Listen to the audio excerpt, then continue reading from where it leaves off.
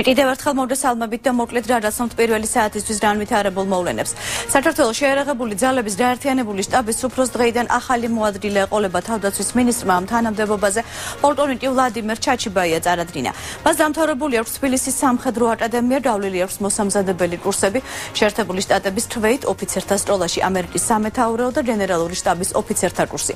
ასევე ამერიკის არმიის ომის კოლეჯი, გაერთიანებული შტაბის ხელმძღვანელის მოადრილე სხვადასხვა დროს მეთაურობდა ქართულ სამშვიდობო კონტინგენტს ერაყში, იყო სახმელეთო ჯარების შტაბის უფროსი და სახმელეთო ჯარების სარდლის მოვალეობის შემსრულებელი. ასევე გენერალური შტაბის უფროსის მოადრილე ბოლოს კი შეერაღებული ძალების გაერთიანებულ შტაბს ხელმძღვანელობდა. ყველა ძალიან გახარებული ვართ, რომ პოლკოვნიკმა მიიღო ეს გადაწყვეტილება და დაბრუნდა სამხედრო შეერაღებულ ძალებში და ჩვენ ყველანი ძალიან დიდი მედებს ვამყარებთ, რომ ერთად შეერაღებული ძალების გაერთიანებულ შტაბთან ერთად ჩვენი სამოქალაქო ოფისიც რეალურად განახორციელებს იმ ბიზნესს და ამოცანებს, რომელიც დავისახეთ ჩვენი უწყების სწორი რეფორმირების კუთხით. დღეს არის მე მგონი ჩვენ შეერაღებულ ძალებში ყველაზე მნიშვნელოვანი მომენტი ის, რომ შეერაღებულ ძალებს თავდაცვის სამინისტროს ხელმძღვანელობს პოლიტიკური სამხედრო პოლიტიკური ლიდერი, რომელსაც აქვს აბსოლუტურად ნათელი ხედვა ჩვენი ჯარის განვითარების. მან მითითებები უკვე მომცა და თქვა, რომ ის არ ერევა სამხედრო გადაწყვეტილებების პროცესში, რაც არის ძალიან მნიშვნელოვანი ჩვენთვის, ჩვენი მოქმედების თავისუფლებისთვის. სააკაშვილისა და ქართული ბიზნესის ურთიერთობის ანატომია საქართველოს განვითარების კვლევითი ინსტიტუტის შედეგებს აქვეყნებს. ინსტიტუტის საბჭოს თავმჯდომარის დიახუხაშვილის განცხადებით, ქართული ბიზნესი ყოფილი ხელისუფლების მძევალი იყო და მას საკუთარი თამაშის წესებს თავაზობდა. კვლევის მიხედვით ბიზნესზე ზეწოლის სამი სქემა გამოვლინდა. ერთი სქემით ბიზნესმენებს სხვადასხვა პროექტების დაფინანსებას აიძულებდნენ, მეორე, როდესაც ბიზნესმენებს პირდაპირ სთხოვდნენ სხვადასხვა სალაროებში ფულის ჩადებას და მესამე, როდესაც ხელისუფლების წარმომადგენლები მსხვილი ბიზნესის წილებს ისაკუთრებდნენ. დიახუხაშვილის თქმით, სქემის განხორციელებაში ჩართული იყო შინაგან საქმეთა და თავდაცვის სამინისტროები და პროკურატურა.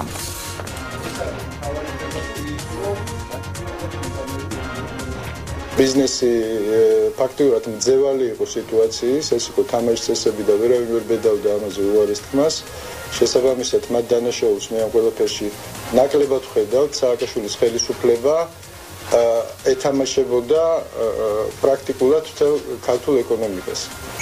და ამ ხელისუფლებისგან, ესე ვთქვათ, ცინიკურად ჟღერს ის რიტორიკა, რასაც ჩვენ ამ ბოლო დღეებში ვისმენთ. ფინანსთა მინისტრი ჟურნალისტებს ხვდება ხადურმა 2013 წლის საბოლოო პარამეტრებზე ისაუბრა, რომელიც საქართველოს პარლამენტმა 20 დეკემბერს დაამტკიცა. მოსახლობის სოციალური მდგომარეობის გაუმჯობესებაზე ორიენტირებული მომავალი წლის ბიუჯეტი, მასში სრულადაა ასახული მთავრობის პროგრამაში ძლიერი დემოკრატიული ერთიანი საქართველოსთვის დაწერილი პრიორიტეტები. ხადურის თქმით, ეს არის სამართლიანი სახელმწიფოს ჩამოყალიბებისკენ გადადგმული პირველი ნაბიჯი. შეხვედრა პედაგოგებთან თბილისის სკოლების 300-მდე პედაგოგიური საბჭოს თავმჯდომარის განათლების მინისტრის მოადრილე შეხვდა. ალოდა გოგლიჩიძესთან ერთად მასწავლებლებმა საბჭოს საქმიანობასა და მის ფუნქციებზე ისაუბრეს. მინისტრის მოადრილემ პედაგოგთა რეკომენდაციები და წინადადებები მოისმინა და მათ შეკითხვებს უპასუხა. ალოდა გოგლიჩიძე აცხადებს, რომ პედაგოგიური საბჭოს სკოლაში მიმდინარე ყველა პროცესია პასუხისმგებელი და მისი როლი სასკოლო ცხოვრებაში საკმაოდ დიდია.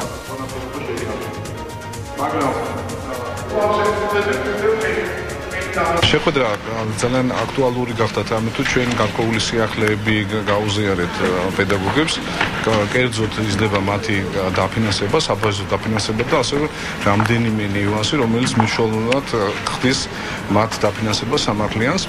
ასევე ჩვენ ვფიქრობთ, რომ პედაგოგების ჩართულობა ზოგადად სკოლის და სასკოლო სისტემის მართვაში იქნება ძალიან უფრო მეტი ხარისხით წარმოდგენილი. მოხარულები ვართ იმით, რომ სამინისტრომ გადაწყვეტა ჩვენთან შეხვედრა, ჩვენი მოსაზრებების გაზიარება, ჩვენ გვაქვს უფლება თავისუფლად ვთქვათ, რა პრობლემა აქვს სკოლას, რა გვჭირდება, რა გვაინტერესებს და დიდი იმედი გვაქვს, რომ განათლების სამინისტრო ამას ყველაფერს გაითვალისწინებს.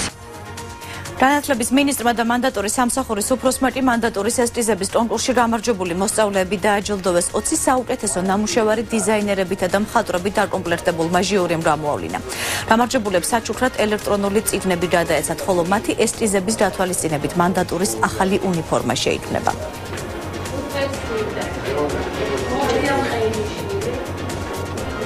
ფორმის შეცვლა, ეს არის იმიჯის შეცვლა, ეს არის ძირითადი დამოკიდებულების შეცვლა, ამიტომაც რადგან მანდატურის არსი შეიცვალა და ეს გახდა სკოლის მოსწავლეების, მასწავლებლების, მშობლების დამხმარე სამსახური, ჩვენ გადავწყვეტეთ, რომ ეს ახალი იმიჯი უნდა შექმნან ბავშვებს. ძალიან საინტერესო ესკიზები შექმნეს ბავშვებმა და მიხარია, რომ მომავალში მანდატურებს ეწევათ ბავშვების მიერ შექმნილი კოსტიუმები, რაც ძალიან კარგია. პედაგოგმა მითხრა ამ კონკურსის შესახებ და მე ვთქვი, რომ რატომაც არ ამეთქი და ნუ შევასრულე და არ ველოდებოდი ესე თუ გაიმარჯვებდა ჩემი ნახატი, მაგრამ ესე მოხდა და ძალიან გამიხარდა. ეტა ბესელია პრეზიდენტს მიმართავს ადამიანის უფლებათა დაცვის კომიტეტის თავმჯდომარე მიხეილ სააკაშვილს თხოვს დროულად მოაწეროს ხელი დოკუმენტს და არ შეაფერხოს ამნისტიის კანონი. პრეზიდენტის დასტურიდან მეორე დღეს ვერ გამოქვეყნდება იმ 3000-მდე პატიმრისია, რომლებიც ციხეებს დატოვებენ. ამნისტიის კანონის აღსრულებას ელოდება ათასობით ადამიანი. და მე მინდა მივმართო მიხეილ სააკაშვილს, რომ არ შეაფერხოს ამნისტიის აღსრულების პროცესი და დროულად მოაწეროს ამ კანონს ხელი. არანაირი საფუძველი არ არსებობს ამ კანონის შეჩერების. შინაგან საქმეთა სამინისტრომ დიდი რაოდენობით საბრძოლო მასალა მოიღო. დასპის რაიონის სოფელ იგუეთში ერთ-ერთი საცხოვრებელი სახლიდან ამოღებულია ATS-ის ტიპის ავტომატური ცეცხლსასროლი იარაღი, ტროტილი, ამფეთრი ზონარი, ფალია. რემილტონის M4-ის, ტოლტის, ATS-ის, დეკოს, კარაბინის, AKM-ის, შილკის ვაზნები და ავტომატის 8 მჭიდი. საქმე აღძრულია სისხლის სამართლის კოდექსის 226 მუხლით. დანაშაული 3 წლამდე თავისუფლების აღკვეთას ითვალისწინებს.